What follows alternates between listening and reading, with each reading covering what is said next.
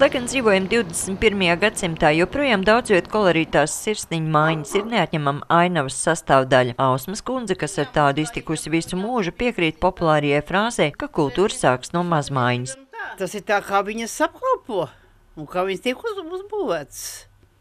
Un arī šeit bija, teiksim tā, atklāt, kā sakot, tā kā vecos laikos teica, aiz malkšķūniešiem bija.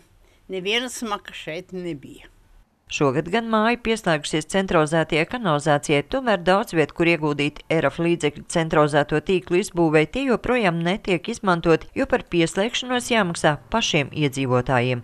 Bet problēmas varētu sākties laukos, jo laukos mājas nav vienkops, viņas nav tik kompakti kā Bauskā, un tā viņam tie tīkli uzbūve vidēji uz vienu māju, kā piemēram mums te Bērzu ciematā ir 2000 eiro, un es neticu, ka cilvēkam radīs tādu naudas līdzekļu.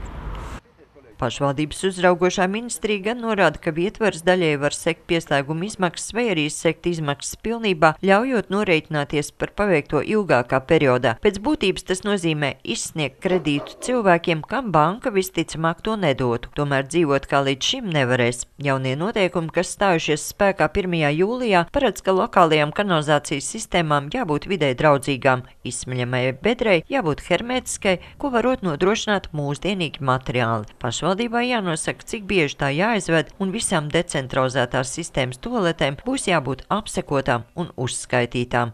Te ir drusku pāršaus, vides ministrija pāršaus drusku pa strīpu. Vajag sakārtot, bet ne tik pēkšņi. Ja būtu finansējums, nav problēmas, jo zinot cilvēku maksātspēju, tas būs grūti izpildāms. Praktiski neizpildāms, var teikt.